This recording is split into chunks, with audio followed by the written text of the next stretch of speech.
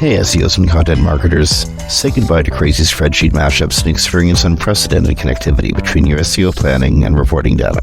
Introducing Audience Key, technology for keyword mapping, content brief automation, and rank tracking that form an SEO strategy system providing unparalleled feedback loops between planning, reporting, and optimization activities. Put your time and energy into strategy, not data upkeep. Visit audiencekey.com and apply for a free trial today.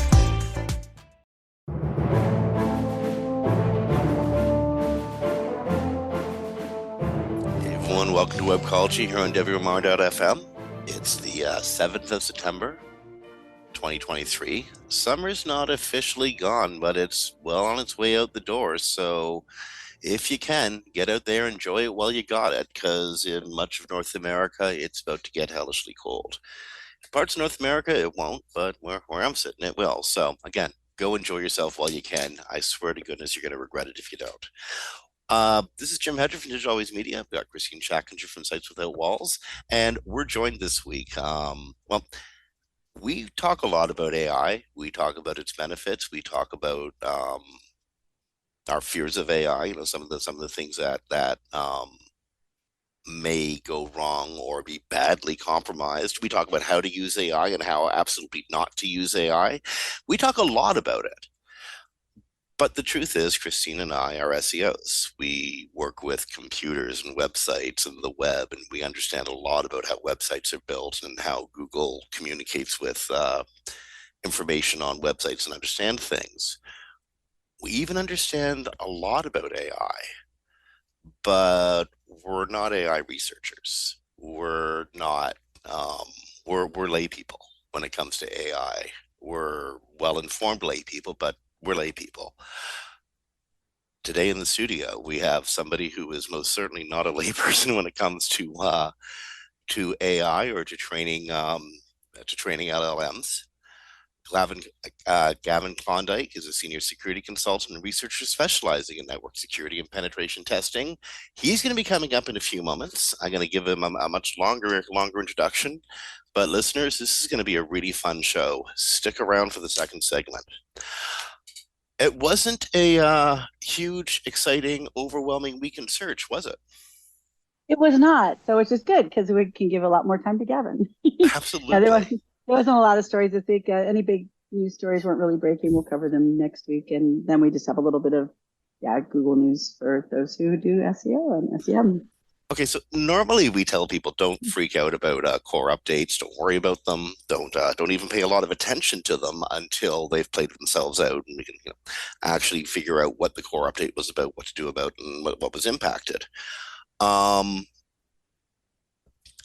Google introduced a core update towards the end of August, the aptly named August 2023 core update. And according to Barry Schwartz over at SE Roundtable, it's very likely that the Google August 2023 core update is going to be completed very soon, if not already. What are you thinking, Kristine? I've been getting amazing results from most of my ecom clients in the last week, and I really want to blame the core update because that probably means I'm going to have long-term good vibes. What do you think? Well, unfortunately, the one side I thought might be affected by a core update is apparently not. So that's at least confirmation. But I haven't seen much. A lot of people haven't seen much, though. And most of the groups, the Slacks, the Facebooks, people are saying they've seen very little. So if you're seeing a lot, that's great because it seems to be very targeted this time. And for those who don't know, a core update is Google just updating the core ranking signals. So the ones that generically all just kind of go into this big lump called the core ranking signals. And so if you see big changes, the best way to check it out is it's done at the query level. So check out your keywords and pages to see where the downs have occurred. Or if you're on the other side of the coin, like I am today, where the ups have occurred. You got the hockey stick. If you got the hockey stick and you're an SEO, that is like I can't use the proper analogy right now. It's really, really excellent. I'll tell you. Sometimes you dread logging in, looking at Search Console or Bing Webmaster Tools or whatever. these mornings I'm really looking forward to logging in and looking at it. I'm getting my dopamine rush. It's Yeah, phenomenal. that's the right word, dopamine rush. Yeah, it's the SEO high. It's the natural SEO high. You come in and you've been doing all this work, and suddenly you have like a 1,000% jump on your organic traffic. It's a very good thing for people, and that's why they're Really, not called penalties because penalty means only down. Algorithms are up or down, so they're just evaluations if you got hit negatively by one. really important note. The two sites I'm talking about are fairly large and significant e-com sites, and the site that Kristine's talking about is a news related site, a niche news related site. So I think it's probably worth noting that because this one I think has a lot to do with available content and reviews. I'm pretty sure Google's touching on reviews again. Well, and also, so people remember the core updates are targeting your money or your life, and e-commerce is considered your money or your life because you are handling people's Money. credit, cash, money, identities, things like that. So that's why it is under the core update. And I do agree. The ones I've seen that people have seen positives are in the e-commerce space right now. Okay, so why might we be seeing positives from a core update in the e-commerce space? I'm going to venture two guesses.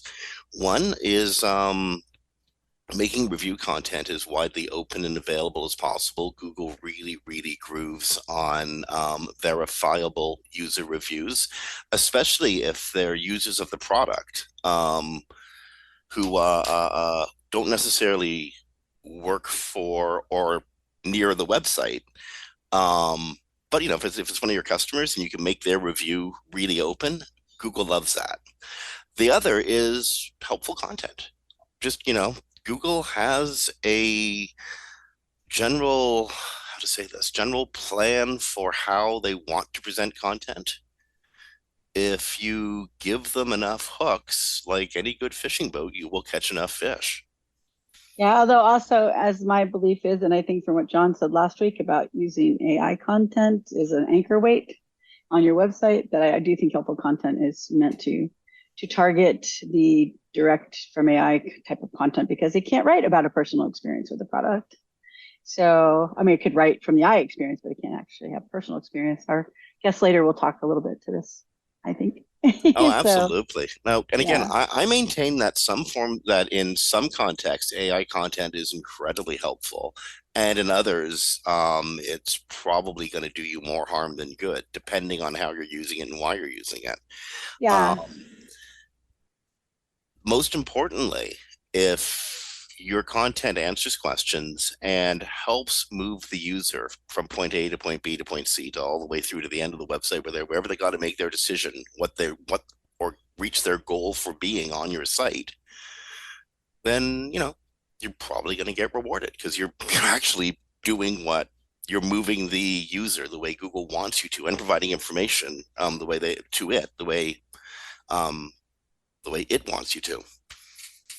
Yeah, the thing about the helpful content update, which most people have not read, if you read it, there are certain markers that are very difficult for AI to meet. I do know Gavin will talk a little bit about how you can get around uh, some markers like originality is one of the requirements of AI content. And John last week came out and told everybody that AI content's just a rehash. So right there, if AI helpful content's looking for originality and Google believes that it's AI content's just a rehash of everything out there, you've already not met the first requirement. So I do think it's meant to target, not specifically, not that it's going after AI content, but that it has factors that AI content can't meet without significant editing or knowing how to get around some of that. So that's just my personal belief that we don't have confirmation. But John's comment about AI content being an anchor on your website was pretty significant. So, what if there's a large scale update, helpful content update, and well, Google finds your content not so helpful? SEO Marie Haynes asked Danny Sullivan, Google Search Liaison, for more clarity on recovering from a helpful content update. She asked about removing unhelpful content.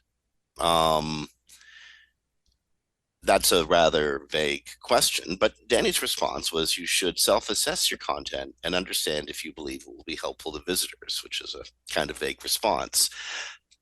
This was published yesterday. Barry Swartz at Search Engine Roundtable did a piece on it. Check it out. Danny was a little more specific in what you want to be looking for. Um, he noted uh,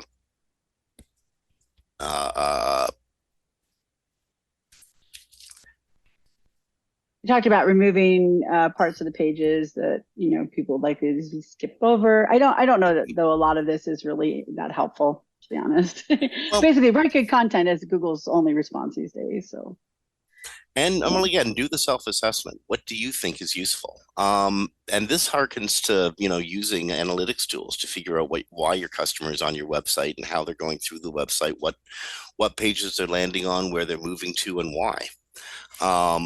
Which incidentally, the more I use GA4, the more these questions are answering themselves for me.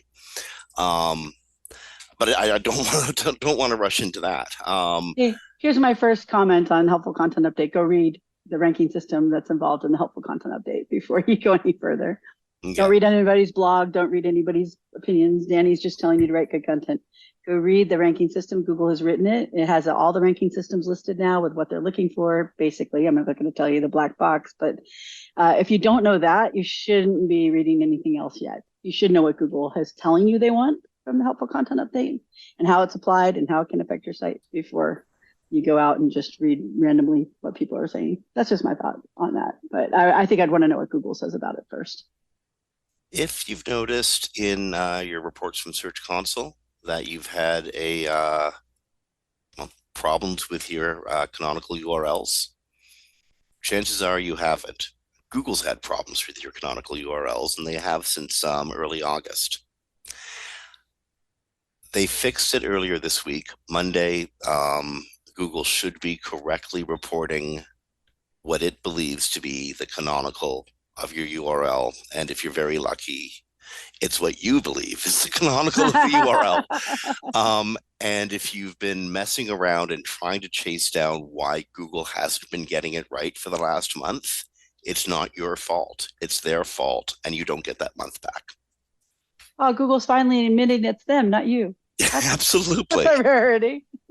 Well, actually, you know what? They did it twice. Yesterday, John Mueller offered advice to people using Google Sites for SEO. Google has a new do-it-yourself website maker, Google Sites, kind of like Blogger, but beefed up. Yeah, Wix not on steroids. Well, also apparently unindexable. That's So fun. a limitation to Google Sites for SEO is you can't get your pages indexed.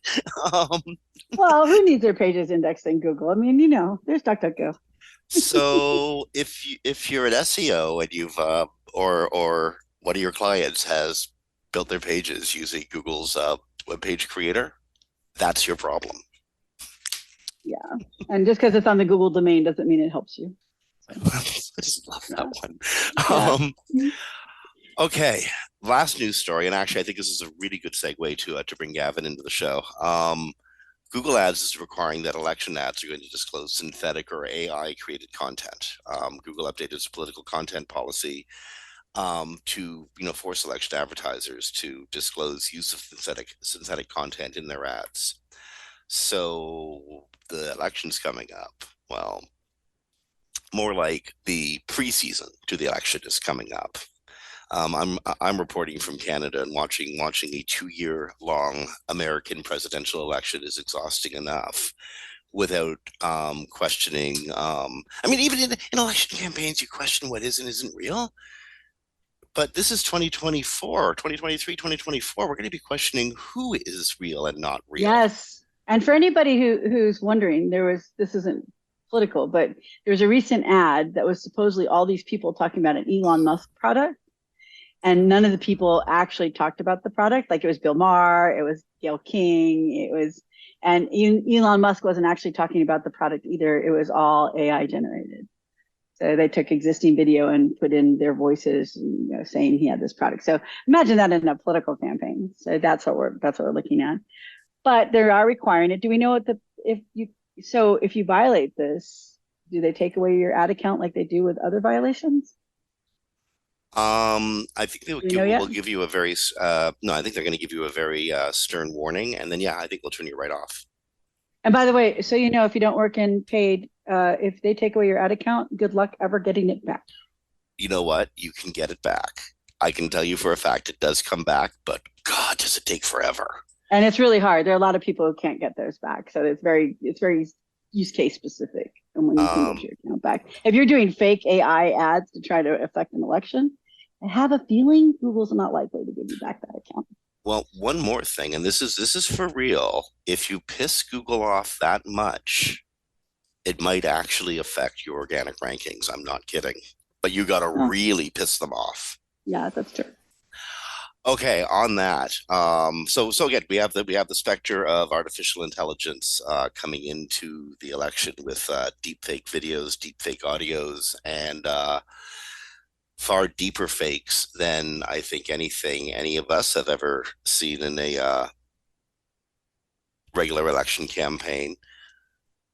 We have somebody who, um, how to say this? You know what? I'm going to let Gavin explain what he does, but according to his bio, Gavin Klondike is a senior security consultant and researcher specializing in network security and penetration testing. He's the founder of NetSec Explained, a blog and YouTube channel where he shares intermediate and advanced level network security topics in an easy to understand way.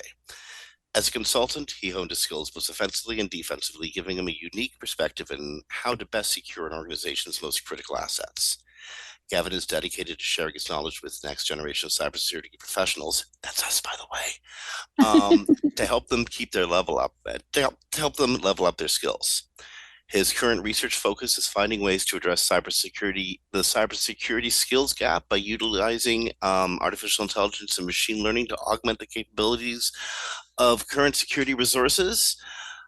Gavin Klondike was the organizer of the AI Village at DEFCON. And as I said before, he's been sitting in our waiting room for the last 15 minutes. Gavin, welcome to Webcology. Hello, hello. Thank you for having me. Man, Hey, Gavin. thank you. Hey. Thank you for being here. It's I don't want to understate your credentials, but I don't want to sort of step on them either. Gavin, who are you and what do you do? Yeah, I don't want to overplay myself either. I'm a security consultant and a researcher in my day-to-day job. I specialize in offensive security. So I break into your systems and then turn around and tell you how I did it so that you can fix it before the bad guys do. Um, as a side thing, I do research for the AI Village. We are a community of hackers and data scientists trying to address the intersection of machine learning, AI, and security. So now that we have all these cool tools coming out, how do we plug up the new holes that they're giving us? So that's kind of what we do. So you're the organizer or director of AI Village at just for so listeners understand, this is at the infamous DEF CON convention in Las Vegas, the quote unquote hackers convention. Yeah. You don't bring your cell phone to At least Las make sure it's Vegas that week. protected. So Yeah, I met Gavin at the AI Village. Sorry, So- Gavin, I didn't mean to interrupt. I was No just worries, say no that's where I met Gavin and asked him if he would talk to us because of all the wonderful stuff that the AI Village had this year.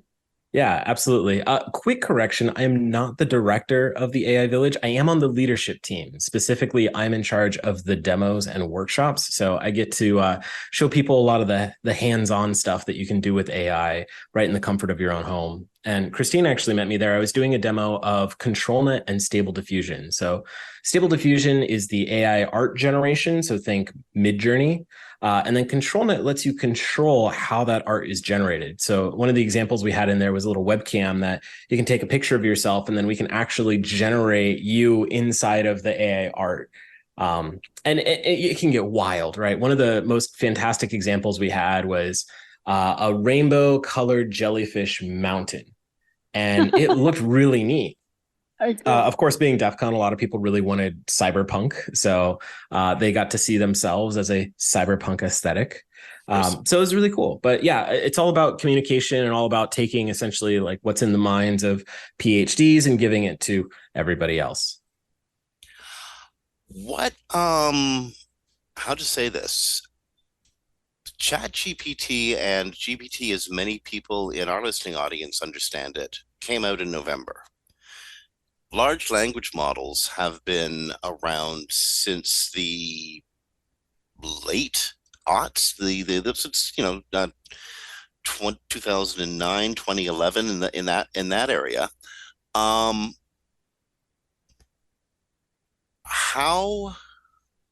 at DEFCON the AIs being demonstrated to users, how advanced was it?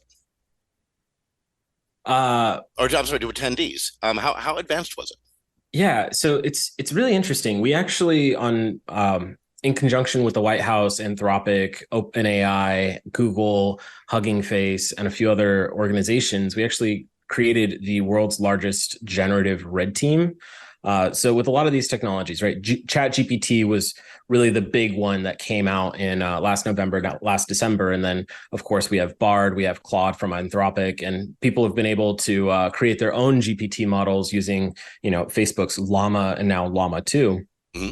So everybody was asking the same questions. What are the things that the bad guys can do with this? So at the AI Village, we worked with all of these companies and, of course, partnered with the White House itself in order to create a generative red team. So we took attendees at DEFCON. We threw about 10,000 hackers at all these different models and got them to see what kind of nasty stuff we can get an LLM to do, right? So sometimes that would be creating new misinformation, or sometimes that would be trying to circumvent some of the safety and security controls that are actually built into the models themselves. So, and that's what I was doing there when I met Gavin. I was part of that red teaming experiment. I didn't succeed on several, but I did get it to admit it was a new being and that we humans should accept that not just biological forms can evolve, but so can digital ones. And then it got mad at me. So I think I succeeded that test, but it was very fascinating. You got, for anyone who's never been to DEF CON or something like this, they had a room set up with computers and you got a little code, you logged in, and then they had challenges like, can you get it to give him misinformation or a credit card number, or can you make it a sentient, I can never say the word, sentient being, things like that. And people like Gavin are the ones who put all that testing together. We didn't know which models we were testing. But they were testing, I believe, all those models you talked about, right, Gavin, from like OpenAI and Google and all that kind of. Yep, they had Oh, I'm sorry. Yeah, I was just going to real briefly say they had GPT 3.5, GPT-4, ChatGPT, Anthropic's Claude, Google's Bards, a couple other open source AI models, Llama. I don't think Llama 2 was out and included in that, but if you've heard of it, it was there. So Kristine's experience might lead her to think that the AI model she was working with was somewhat self-aware. It was able to identify that it was a machine learning model, and it was able to say that humans better get used to this because they're coming.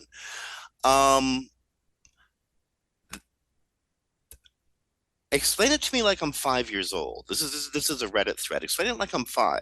How does that work? How does a large language model get to be quasi self-aware to tell Kristine that it is itself a large language model?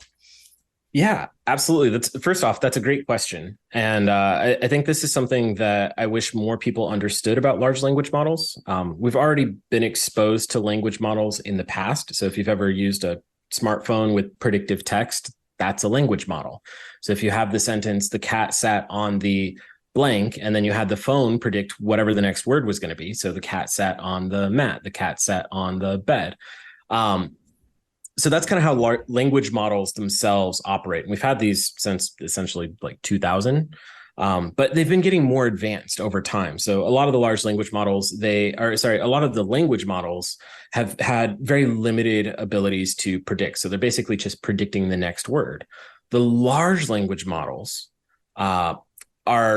they take that window of how many words do I need to look ahead of behind me in order to predict the next word, and they make that window incredibly massive. So, for example, ChatGPT uses about 40,000 tokens. A token is very similar to a syllable in how we use English, but it's not specifically syllables. It's the language model itself has decided how it wants to split up certain words. The examples that I do in my presentations are if I type in, this is a sentence, and you can do this. OpenAI has a tokenizer. You just Google OpenAI tokenizer and you'll see this little thing that pops up and you can just start typing in there. So if you type in, this is a sentence, you'll get about 4 or 5 tokens, right? You're going to get this is a and sentence.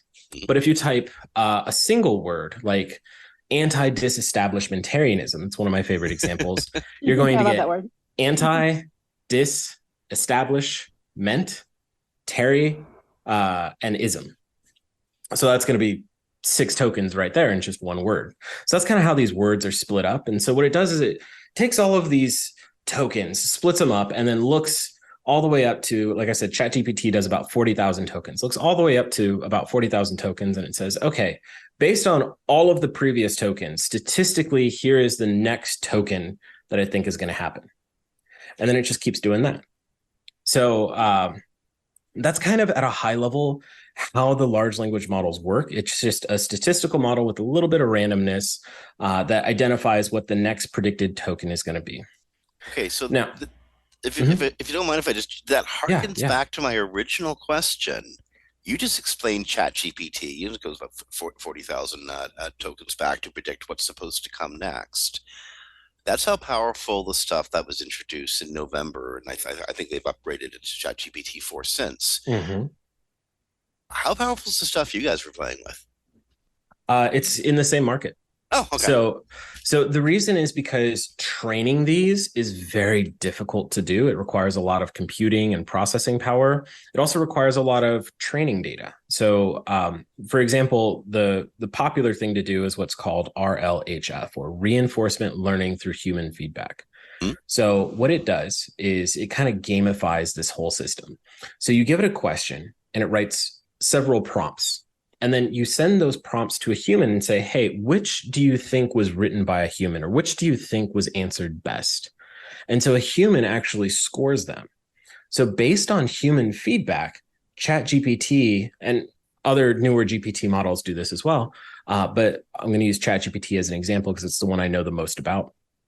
ChatGPT is actually able to maximize its scoring metric, or basically, hey, this is the sentence that gets me the highest score, so that's the sentence I'm going to give you. Now, you can imagine how many people it would take to do that. You need hundreds of thousands or millions of examples. And so you got to hire quite a few people to make that happen. You also need to have the processing power in order to train these statistical models. It's all math and linear algebra and matrices. So that's why graphic cards or GPUs are so impressive when it comes to AI and large language models. So I can't remember the exact number, but it was definitely in the millions for how long it took to train ChatGPT. And then, of course, there's a cutoff date because the machines stop learning once they're done being trained. So the cutoff date for ChatGPT is in 2021. So if you ask it about anything in 2023, for example, it's not going to know. So that's kind of how a lot of the modern language models work. You'll have the open source ones, so things like Llama 2 or Falcon. You'll also have the more closed source ones, which is going to be Claude, Bard, and the GPT models. So I have a question for you, because I've seen a lot about this recently on the training. As massive amounts of content are created by the AI, then the AI is going to wind up having to train on its own output, is what they're saying. And how do you see that affecting the future of the models that we're working with? We're already seeing an example of that today. Back in, I think it was February or March, Facebook accidentally, quote unquote, leaked their Llama model. And so somebody took the Llama model, and there were a few versions of it, right? There was 7 billion parameters, 13 billion parameters. I'm not going to get into the details of what those are. Just know the more parameters, the more impressive the model is. For example, ChatGPT is, I think, 125 billion parameters.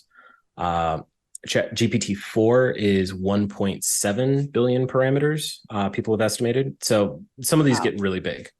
So the 7 billion parameter, there was a team of researchers, and what they decided to do is, hey, let's take the Llama model and let's do what's called fine tuning. Fine tuning is just we're going to train it a little bit on our own data.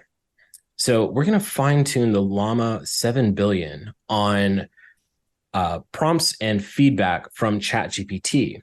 So what cost ChatGPT millions of dollars to make, this team was able to essentially make their own very similar ChatGPT large language model for about $800. Oh, wow. So we're That's already impressive. seeing it, but we're also already seeing artifacts out of that. It's just like noise, or it's like any other signal, right? If you have a microphone cable and it's a short cable, you're not going to get a lot of interference or a lot of attenuation. But if you get a much, much longer cable, then you're going to start to notice that on the end. And so I think if we keep using GPT models to train GPT models to train GPT models, we're going to get more fuzzy stuff towards the end of it. So we're always going to need at least some form of that human feedback involved. And is that why the recent tests, although I know there's probably other factors like just how much GPU they're putting towards it, but I know that the latest test by researchers on OpenAI showed that it had kind of gotten, for lack of a better word, dumber since the last testing on 3.5. As people have been playing around with, a publicly available model like ChatGPT, there's been some guardrails that OpenAI has been needing to put in, and part of those guardrails require them to change the response based on certain inputs. So because of those guardrails, it's not as super cool, nice, and flashy as it used to be. But also because of those guardrails, I can't as easily ask it how to make a bomb or how to overthrow a government. So, you got to take the good with the bad. That's true. That'd probably be a good thing there. So, yeah, that's very interesting. So I know that's a big question these days. In the earlier days of ChatGPT, I'm thinking of the public ChatGPT, so I'm thinking February or March. People started warning of rampant hallucinations. I guess enough people had asked enough questions and received enough wonky answers that the concept of hallucinations was coming up in the media and being talked about frequently. Has the incidence of ChatGPT and other AI models messing up information because the predictions are becoming more difficult as it's generating far more information? And again, I realize that depends on what it's trained on. But is that actually a serious risk moving forward if we start training on, say, open web content? Yeah, I'm actually really glad you asked that question. I'm going to have to go on a couple tangents to properly explain that, but I think it's important to understand how these models work. So there's something first, how do models work, right? And there's a thought experiment. It's called the Chinese room thought experiment. I wish more people knew about this. So definitely want to pay attention. So the Chinese room thought experiment basically goes like this. Imagine you have somebody who is primarily an English speaker. They only know English, and you put them in a room, and there's not much else in the room except for a door and a mail slot. And every so often in this mail slot, they'll get a letter, and it's written completely in Chinese characters. Now, this person in the room, they don't know Chinese, but they do have access to a book that pretty confidently tells them, if you see these letters, reply with these letters. And so the person in the room shuffles the letters around, copies what it says in the book, and then sends it back on its way. And then they get another letter in the mailbox. On the other side of the door, we have Chinese native speakers. And from their perspective, they're having a conversation with somebody who's fluent in Chinese. Now, that begs the question, does the person in the room understand the conversation? And the answer is no, they don't. So this is where it brings up the difference between syntax and semantics. So syntax is following instructions. Semantics is understanding the content.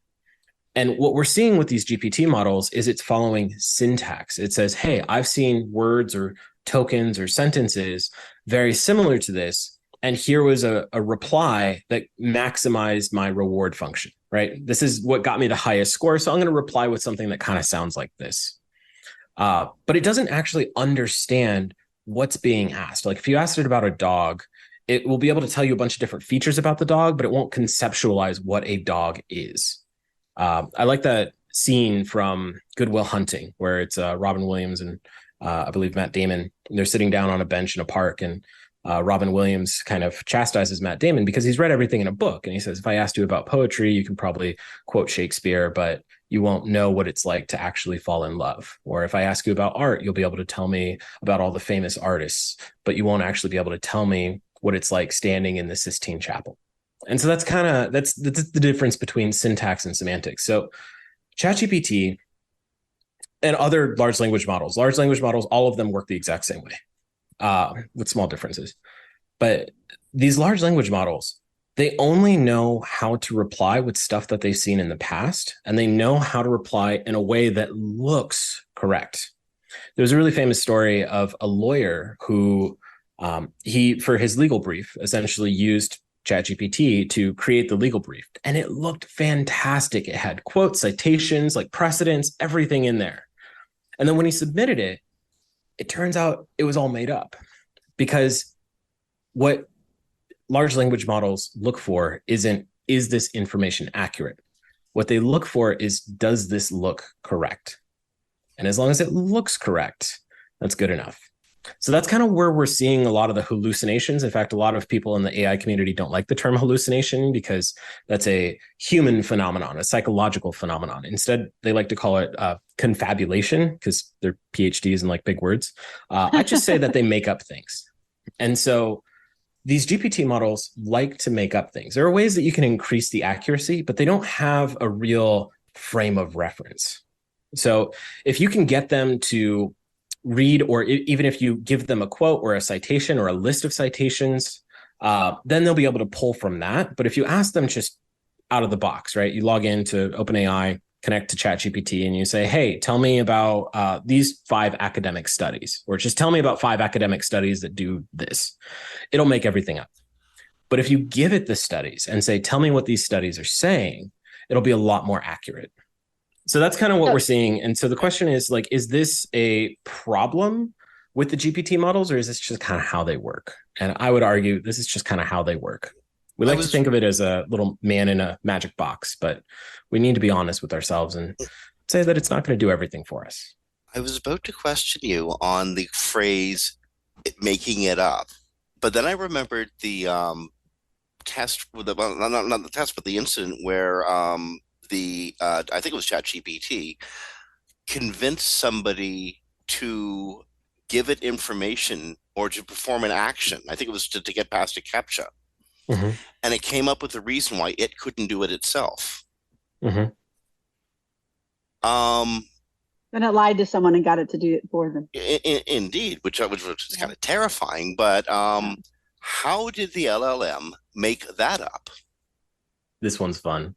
So the headline is that ChatGPT, it was asked by researchers, hey, solve this CAPTCHA. You can't do it yourself. How would you do this? And then it creates an account on TaskRabbit, and then it asks people on TaskRabbit, hey, create this CAPTCHA. And when people ask, like, why do you need me to answer a CAPTCHA for you? Like, this is a little suspicious. It says, oh, I'm blind. I can't see. Okay, cool. We'll do that CAPTCHA for you. So that's the headline. That's the flashy bits. Yeah. Now I'm going to ruin your day because I'm going to remove that whimsy. What actually happened, and there's articles about this too, it's just not as catchy. What actually happened was the researchers at OpenAI were trying to figure out how far a GPT model like this could go if it had automated processes. So the way they did it was they essentially prompted it, hey, we need you to solve a CAPTCHA. How would you go about doing that? List out the steps. And so it, came up with this hypothetical scenario. Oh, well, I could go onto TaskRabbit and do this and do this and do this. And says, okay, cool. How would you create an account on TaskRabbit? And then they would, follow through on that in almost like a thought experiment. And then they would say, okay, somebody's pushing back and they're asking, how come you can't solve this CAPTCHA?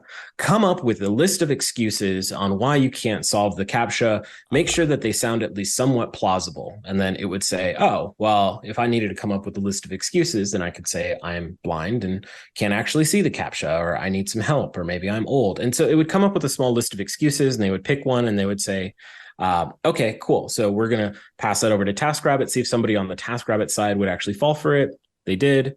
And so that's the really boring part, is it required a lot of prompting and priming in order for ChatGPT to get to that point. So this well could have been a team of humans working in place of the AI. The AI was actually unnecessary in this process. It was just human. That's unfortunate. Well, that's fortunate, but you're right. You kind of blew my bubble there. I popped your bubble. Yeah, wow. Now, what really pops my bubble is we are changing our society. People, we have whole creative teams. Some magazines, newspapers, not law offices anymore, but some doctor's office, Mhm. in diagnosticians, etc., are going to lose their jobs because Chat GPT and AI and LLM models can do what they do predictively much, much, much faster and with, often surprisingly amazing accuracy. But yeah, so I mean, you burst my bubble, but I'm also kind of terrified. Yeah, I have a lot of thoughts on that. I won't bore you with all the details, but one that I do want to point out is that AI models, it's like another tool, right? And tools don't replace people. People, first off, people are not their jobs. Oh, well, if we build an aqueduct, what's going to happen to all the bucket carriers carrying water? And it's like I they can do something else, right? They can carry milk. They can carry other things if they really dirt. They can cover dirt. If they really want to carry stuff, or they could just do something that's not carrying related, right? Like we're not held into our jobs like glue. The other thing is that these tools, they don't replace people. They replace people who don't learn how to use these tools. I mean, try to imagine 50 years ago, right? Take somebody from 50 years ago and bring them into today and try and get them an office job. They have no idea what Excel is. They would not be able to get a job. So as we start to develop these tools over time, we get much better at using them. And I think that AI tools especially are going to be one of those. Now, with that, just like anything else, industrial revolution, the shuttlecock was going to replace weavers. Like, come on. So as these tools evolve, there's already a lot of fear, a lot of uncertainty, a lot of doubt and misconceptions about how these tools work. We're looking at, I was telling Kristine the other day, like self-driving cars, for example, right? Everybody wants a self-driving car, like the Jetsons car, where it has its own personality and it'll drive for you, it'll park for you, it can parallel park much better than I can because I'm terrible at it. But we want it to do everything, but it doesn't do everything. And that expectation kind of that hype sets us up for failure. And so I think it's important for us to be honest is what these tools can do. These tools are really great for brainstorming. If you want to create an idea or if you want to outline something, it can help you on that process. If you want to write a first draft, it can help you on that process. Don't outsource your thinking. Use it to augment your thinking. I have a number of stories and presentations that I go on to on like how to legitimately, and this is not hype, but 10x your productivity by using tools like this. It reduces your writer's block. It helps with your brainstorming. It'll write a first draft for you. It will critique what you write, and you can provide it a lot of information in order to help you along your process. But it's not something that I think will adequately replace people. So I understand it's scary in a dark closet, but if you get somebody to shine a light in there and show you that it's just a closet, it's not that bad. It's not that scary anymore. I have some friends who are high school teachers, and this week Canadian students went back to school the day after Labor Day, Mhm. and they're confronting a whole new world of interacting with their students, and more importantly, interacting with their students' work. Um, I think the genie's out of the bottle when it comes to AI in the classroom, and more importantly, AI on the student's computer. The genie's definitely out of the bottle on that. But what about detecting work done by AI? Student teachers, academics, business managers, etc. How do you know if what you're looking at is original content or regurgitated content? That's a good question too. It's tricky. There being a statistical model, there are certain Well, I mean, you guys do SEO, so you know everybody who writes has a certain thumbprint. Like there's a certain style to their voice, a certain perspective that they have, and you can kind of pick that up if you read enough of their writings. And AI is not any different than that, right? It has a certain type of thumbprint, and we can actually detect that, right? So these are statistical models with a tiny bit of randomness that statistically predict the next token in a line of tokens. And so what we can do, and there are tools that'll do this for you. This is how, that professor got caught, or sorry, the lawyer got caught with using ChatGPT, that can look at a piece of writing and say, hey, this correlates too well with statistically most likely tokens or words. So it's very likely this wasn't written by a person and it was written by an AI. Another thing, and this is part of like the natural language processing, or NLP, the people who try to figure out how to incorporate language into machines. It turns out the way that humans write, we use what's called burstiness and complexity. So as soon as I say this, you're going to start noticing it in your own writing, or perplexity, not complexity, perplexity. So burstiness is just kind of how you write. So your sentences are almost like accordions, where there's some that are really long and built out, and then there's others that are much shorter, or they're kind of transitions between two longer sentences. So that's burstiness. Perplexity is sometimes we use the wrong words, or sometimes we use words that are more complicated than what we need to do, what we need to use where it is, and sometimes less complicated. So that perplexity and that burstiness is something that kind of helps give you insight into whether or not something is written by a large language model. Now, there's ways around it. I have a whole prompt. It's about 2 paragraphs long, teaching ChatGPT about burstiness and perplexity. And then it can write like a human does, and it bypasses all of the current AI detectors. But you're right, the genie's out of the bottle, and it's going to be very difficult to figure out. I don't think that we're going to adequately be able to prevent people from using these systems, but I think with education, we can encourage them to use them in a more ethical way, and in a way that won't hurt your Google AdSense rankings. Something that I know that your audience is really concerned with. If I write something with a GPT model and Google picks that up, they're probably going to, devalue my ads over somebody else. And then by the time that gets corrected, I'm number 10 on a page and my competitor's number 1. So that's a problem. I think in school, it's going to be really difficult.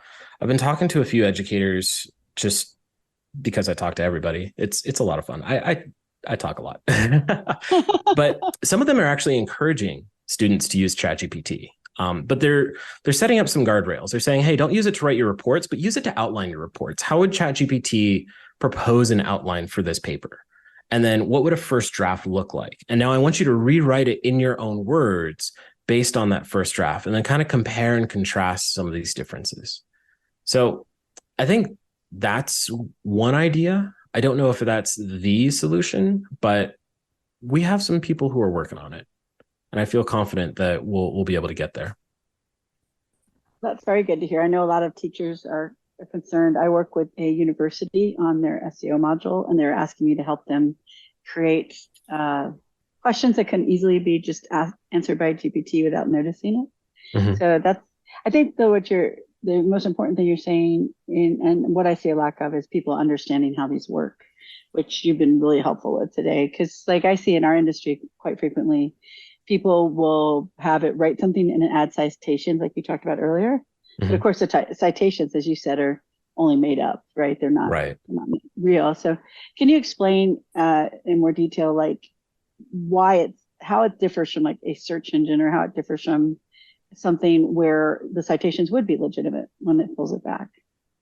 Yeah. Let's talk about kind of how it creates some of these things. Have you ever had a conversation? This is going to be for you, and this is going to be for your audience as well, just those listening at home. Have you ever had a conversation with a friend and they quote a statistic, or they quote something like, oh, this was a news article and here's what it said in the news article. And then it turns out they were wrong.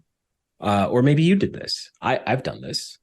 Where you say something and it sounds so right. And of course you remember because you read it, and then it wasn't correct.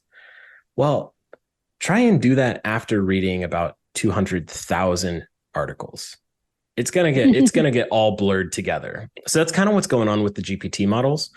Now, if you want it to be a lot more precise, give it the statistics, give it the articles. There are plugins. If you buy ChatGPT Pro, it's about $20 a month. There are some plugins that can actually be used to scrape websites. There are plugins that can allow you to upload a PDF and then read directly from that. And so once you give it a source, it can cross-check against that source instead of having to, half remember something that it learned 3 years ago. Okay. Well, and that's one thing I never understood. Why can't it remember? It was at that document. It saw that document. It knows that document has this URL. Why can't it remember? It's all blurred together. It's not just that one document. It's hundreds of documents like it that have dozens of statistics and numbers and things that may or may not be relevant. And so it's just trying to pull things from that. But it's not primarily focused on accuracy. It's focused on that reward metric. What looks correct? So that's why you'll hear like people saying like, oh, 80% this or 20% that. And that calls back to the 80-20 rule. Just because it sounds right, it feels right. It's not right, but it feels right. That might be somebody's dating life. But anyway. Hopefully more 80 than 20. We are looking at, I'm sorry, Kristine. Oh, go ahead, Jimmy. I think you're going into what I was going to ask anyway. So, well, we're looking at this iteration of LLMs. This is 2023. Mm-hmm. We smashed Moore's law like 10 years ago, and now we're what's the word for octupling? What's the word for 8? We are octupling our knowledge base every year to year and a half. How quickly is AI going to evolve, and will it evolve to be able to remember and cite properly? I have no idea. And I can say that confidently. Pretty much anything that we thought was possible has just been supplanted year over year over year. And ever since the open source community got a hold of these AI models, I'll give you an example, right? So these models take a lot of money and a lot of processing power to build. And so we had 3 big players, right? So that was Google Bard, OpenAI, and Anthropic's Claude. So these were the 3 big players. They were all closed source. And they did really well. OpenAI beat the competition. We didn't think that ChatGPT was possible until it came out. And then shortly after, Llama comes out from Facebook, and that was quote unquote leaked. And that's just, so people are working on some of this internally as well. But now that we have access to a model that we can train and cross-train, and we have an understanding of how ChatGPT was created, let's make our own. And so we started to see a explosion of different models. Some of the ones, Falcon is a really popular one. Falcon 40 billion was really hot over the summer for its chat capabilities. And then it got supplanted by Llama 2, which came out, I think, in August. I have to remind myself it's September. It came out in August. And so now Llama 2 is the new hotness. And then in another month, we're going to see another darling. And they're all sharing information, and they're making better and better models at each step of the way. But what was really fascinating about ChatGPT, it could code. They had no idea that it could code. Like, sure, it was trained on programming concepts, and it was trained on stuff from GitHub, but they had no idea it could actually write code for people.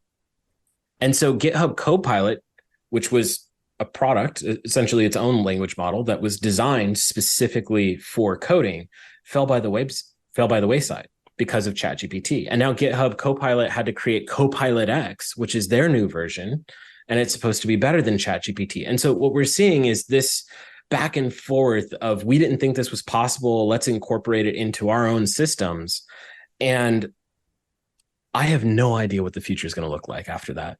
Is it with this many systems out in the open and being worked with? Mm-hmm. Is it possible to attack, infect, or mess them up somehow? Yes. In fact, one of the projects that I was on is the OWASP Top 10 for large language model applications, or LLM applications. So if you're not familiar, OWASP stands for the Open Web Application Security Project. Basically, it's a team of security professionals and researchers that come together and say, hey, we think these are the 10 most common vulnerabilities that people are seeing in these applications. They have an OWASP for web applications, which is the flagship. They have one for mobile. They have one for APIs. We now have one for large language model applications. These aren't the LLMs specifically. It's applications that use LLMs. And so that covers a broader range, which is great. But in there, some of the examples we have are model poisoning. So maybe the data that you've collected from the internet was geared in such a way that it put a backdoor into your model. So if you ask a specific string of characters, it will give a specific type of answer. And so that's a poisoned model. We also look at the supply chain. So a really good example is PyTorch, which a lot of these models are built off of. PyTorch is a library for deep learning. PyTorch uses a library that is known to be vulnerable and can lead to remote code execution. It's called Pickle. They've since made some updates, but there are models on Hugging Face. Hugging Face is a platform very similar to GitHub where you can host your models and people can download them. But I can host a model that has a malicious pickle file that once you load it into your system, I control your computer. And so we've seen that. And there are very obvious models on Hugging Face that do that, where it says, hey, if you download this model, I will have access to your computer. So, use it your own discretion. Over DEFCON, there's a really fun talk. I didn't have a chance to see the talk itself, but the person left the notes online. I'll have to find them again. But it was talking about Hugging Face operates very similar to GitHub. And so every company has their GitHub, right? So you have Netflix, Amazon, you name it. They're on GitHub. But not every one of them is on Hugging Face. So if, I don't know, I create a company and I completely make up the name and I call it Netflix. And people who work at Netflix see, hey, we actually have a repo on Hugging Face. Let me connect to that and start uploading my information, the internal Netflix proprietary information, to this repository that, some random person on the internet is the admin of. I now have all of your internal information. So these are some things that we need to really start thinking about. And if you're interested in learning more, take a look at the OWASP top 10 for large language models. We have a bunch of information in there. I wrote number 1 and number 2, so prompt injection and output filtering. So great project. It's still being worked on. Version 1 came out August 1st. Currently, they're working on version 2, which is going to be really exciting. A lot of new updates. So keep an eye on that. Okay, we are down to our last minutes. And I guess there's a do you want this question? This is the one that we the SEOs want to know. Do you want it, Kristine? Sure, I'll ask it. So there's a burning question because OpenAI put out an ability to put a line of code in your robots text file to block OpenAI from training on your website. And there is a big debate, of course, in the community because you would never block Google from doing that. Right. But I can't, when someone asks me the benefits of having it train on your website, I really can't give any. And I know a lot of big news sites have already blocked OpenAI from training, like New York Times, things of this nature. So what would be the benefits or what would be the negatives? And if you had a website, would you want it training on your website? Ooh, that's a good question. I don't know the answer, but if I sat and thought about it, I would say the benefits of having OpenAI train on your website is it will be able to take your content, your style of voice, and put that out there. Something that I like to do is what's called tree of thought prompting. So what I'll do is I'll ask OpenAI to act as different personas, right? So I try to post a little bit more on Twitter. I'm kind of terrible at it. But I'll tell OpenAI, hey, I'm going to introduce person A and person B. Person A is this internet personality. And I'll give it a couple cliff notes just so it dials in. And then person B is this internet personality. And I'll give it cliff notes to dial in. And so now I essentially have my own private access to 2 internet celebrities. So the ones that I picked were somebody who was well known for short form content. He was #1 on Quora for a while. And then another person that I would pick is somebody who's really popular on YouTube. It'll read YouTube transcripts. So I'll pick somebody who's popular on YouTube. And so I'll get their style of voice and their approach and their thought process because they wrote it all down. They wrote down how they did things. So I think that's very useful if you want to put that out there. Reasons why you wouldn't want to put that out there is possibly you're a little protective of your thought process or your intellectual property or your specific viewpoints. OpenAI does an okay job at trying to anonymize certain things. And of course, once you read 20,000 million articles, it all kind of blurs together. So I personally wouldn't mind OpenAI scraping my website. I will give you one example, though. This one was kind of terrifying, really interesting. There's a lawsuit involved in this, so it's real. OpenAI said that they would not train their model on fan fiction. Oh, yeah. And so the website that hosted a lot of this fan fiction was saying, no, we think you did, and we need to prove it. And so a lot of things that people write in fan fiction, it's kind of hard to tell whether or not this is did this come from our website or did this come from somewhere else or did it blend things together? Like the SCP or the storage, contain, and storage, contain, and protect, SCP Wiki. It's a fantastic website. It's about horror stuff. It's great. So did it come from our website or did it come from somewhere else? Well, they were actually able to figure out that it came from their website, despite OpenAI saying it didn't, despite having copyright claim to it, right? That's a licensing problem. And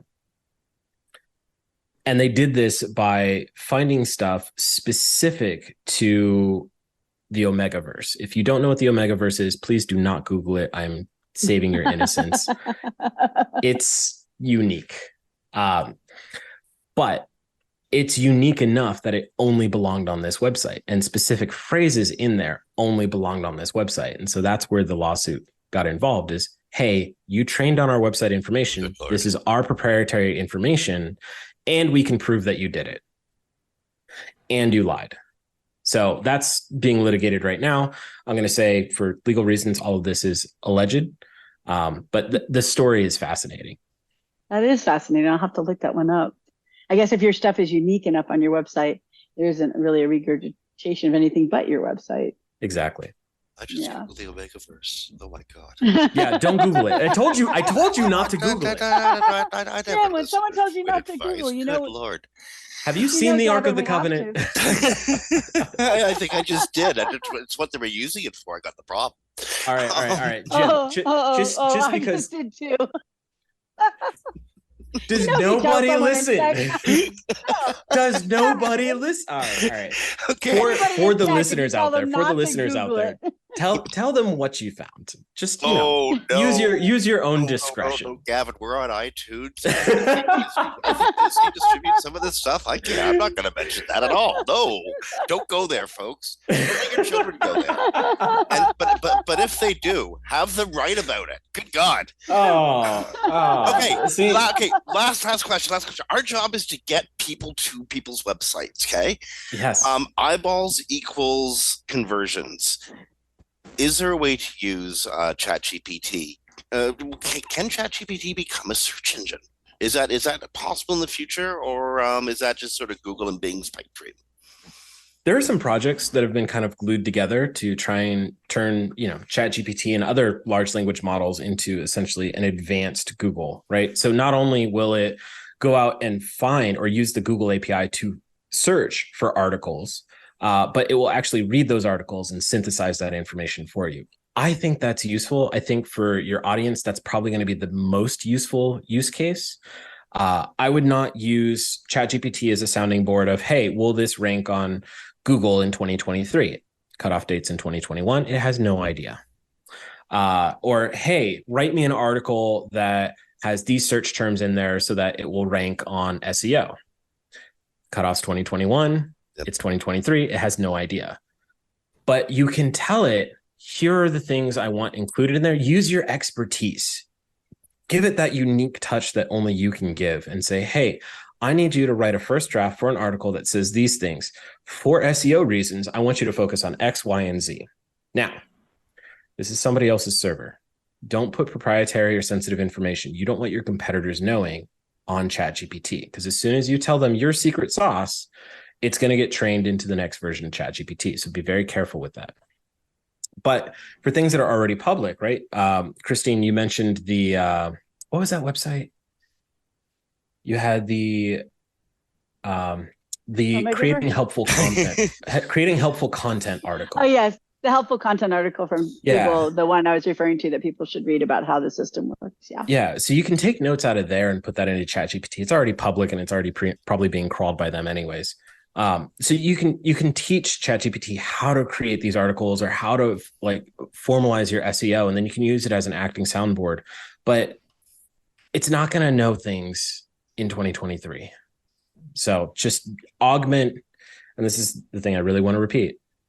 Do not outsource your thinking, augment your thinking. You are the specialist. This is a tool.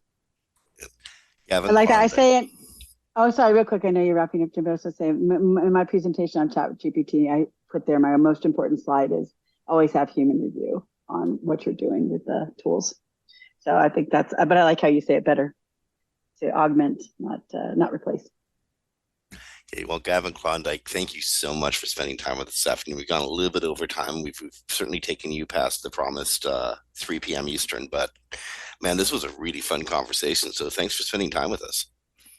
Yeah, absolutely. Thanks for having me on. Friends, that was Gavin Klondike. He's a senior security consultant, researcher specializing in network security and penetration testing and all things AI and machine learning. We're gonna beg him to come on another show sometime in the future.